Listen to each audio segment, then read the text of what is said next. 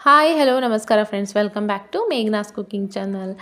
ಇವತ್ತಿನ ರೆಸಿಪಿ ಬಿಸಿ ಬಿಸಿಯಾಗಿ ಮೆಣಸಿನ್ಕಾಯಿ ಬಜ್ಜಿನ ಹೇಗೆ ಮಾಡೋದು ಅಂತ ತೋರಿಸ್ಕೊಡ್ತಾ ಇದ್ದೀನಿ. ಈ ಚಳಿಗೆ ಈ ವೆದರಲ್ಲಿ ಬಿಸಿ ಬಿಸಿಯಾಗಿರೋಂತಹ ಈ ಕ್ರಿಸ್ಪಿಯಾಗಿರೋಂತಹ ಮೆಣಸಿನ್ಕಾಯಿ ಬಜ್ಜಿ ತಿಂತಾಯಿದ್ರೆ ಆಹಾ ಅದ್ಭುತ ರುಚಿ ಅನಿಸುತ್ತೆ. ತುಂಬಾ ಚೆನ್ನಾಗಿ ಬರುತ್ತೆ. ಇದರಲ್ಲಿ ಕೆಲವೊಂದು ಸೀಕ್ರೆಟ್ಸ್ ಇದ್ದಾವೆ, ಕೆಲವೊಂದು ಟಿಪ್ಸ್ ಇದ್ದಾವೆ. ಆ ರೀತಿಯಾಗಿ ಯೂಸ್ ಮಾಡಿ ನೀವು ಇದನ್ನು ಮಾಡಿಕೊಂಡ್ರೆ ತುಂಬಾ ಚೆನ್ನಾಗಿ ಬರುತ್ತೆ. ಹಾಗಿದ್ರೆ ಈ ಮಿರ್ಚಿ ಬಜ್ಜಿನ ಹೇಗೆ ಮಾಡೋದು ಅಂತ ನೋಡ್ಕೊಂಬರೋಣ ಬನ್ನಿ.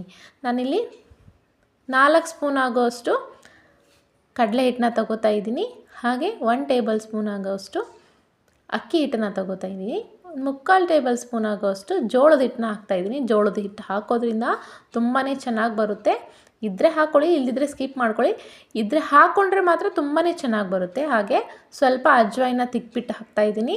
ಸ್ವಲ್ಪ ಅರಿಶಿಣ ಪುಡಿ, ರುಚಿಗೆ ತಕ್ಕಷ್ಟು ಉಪ್ಪನ್ನ ಹಾಕಿಬಿಟ್ಟು ಒಂದು ಸ್ವಲ್ಪ ಡ್ರೈ ಮಿಕ್ಸ್ ಮಾಡಬೇಕು. ಈ ರೀತಿ ಡ್ರೈ ಮಿಕ್ಸ್ ಮಾಡಿದ ನಂತರ ಎಣ್ಣೆನ ನಾವು ಚೆನ್ನಾಗಿ ಕಾಯಿಸಿರಬೇಕು. ಕಾಯಿಸಿರೋ ಎಣ್ಣೆನ ಇದಕ್ಕೆ ಹಾಕ್ಕೋತಾ ಇದ್ದೀನಿ.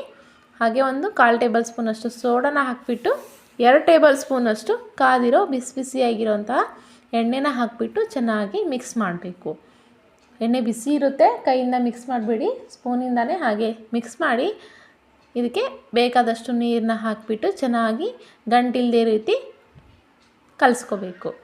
ನೋಡಿ, ಕಲಿಸ್ಬೇಕಾದ್ರೆ ಒಂದೇ ವೇದಲ್ಲಿ ಕಲಿಸ್ಬೇಕು. ಹೀಗೆ ಕಲಿಸ್ತಾ ಇದ್ದರೆ ಹಿಟ್ಟು ಉಬ್ಬಿ ಬರೋ ಥರ ಆಗಿರಬೇಕು, ಫ್ಲಫಿ ಬರಬೇಕು. ಹಾಗೆ ಫ್ಲಫಿಯಾಗಿ ಬಂದರೆ ಮಿರ್ಚಿ ತುಂಬಾ ಚೆನ್ನಾಗಿ ಬರುತ್ತೆ. ಈ ರೀತಿ ಒಂದೇ ವೇದಲ್ಲಿ ಕಲಿಸ್ತಾ ಇರಬೇಕು, ತುಂಬಾ ಚೆನ್ನಾಗಿ ಬರುತ್ತೆ. ಕಲಿಸಿದ ನಂತರ ನೋಡಿ, ನಾನಿಲ್ಲಿ ಖಾರ ಇಲ್ಲದೆ ಇರೋಂತಹ ಈ ಮೆಣಸಿನ್ಕಾಯಿನ ಎಡ್ಜಸ್ನ ಸ್ವಲ್ಪ ಕಟ್ ಮಾಡ್ಕೊಂಡು ತೊಗೋತಾ ಇದ್ದೀನಿ. ಹೀಗೆ ಹಿಟ್ಟಿನಲ್ಲಿ ಅದ್ಬಿಟ್ಟು ಕಾದಿರೋ ಎಣ್ಣೆಯಲ್ಲಿ ಬಿಡಬೇಕು. ಎಣ್ಣೆ ಹೈ ಫ್ಲೇಮಲ್ಲಿ ಚೆನ್ನಾಗಿ ಕಾದಿರಬೇಕು. ನಂತರ ಮೀಡಿಯಮ್ ಫ್ಲೇಮಲ್ಲಿ ಇಟ್ಕೊಂಡು ಹೀಗೆ ಒಂದೊಂದಾಗಿಯೇ ಮಿರ್ಚಿನ ಬಿಡ್ತಾ ಹೋಗಬೇಕು. ನೋಡಿ, ಈ ರೀತಿ ಬಿಡ್ತಾ ಹೋದರೆ ತುಂಬಾ ಚೆನ್ನಾಗಿ ಬರುತ್ತೆ.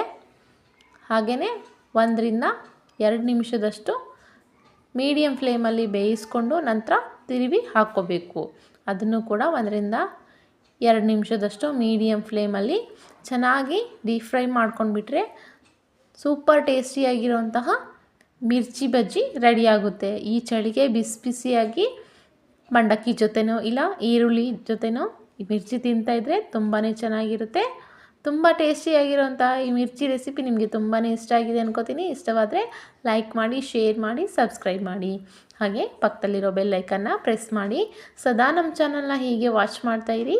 ಹೀಗೆ ಹೊರಗೆ ಕ್ರಿಸ್ಪಿಯಾಗಿ ಒಳಗೆ ಸ್ಮೂತಾಗಿರೋಂಥ ಮಿರ್ಚಿ ಬಜ್ಜಿ ಈ ರೀತಿ ಇನ್ನೂ ರೆಸಿಪಿಗಳಿಗಾಗಿ ಕಮೆಂಟ್ ಮೂಲಕ ತಿಳಿಸಿ. ಧನ್ಯವಾದಗಳು.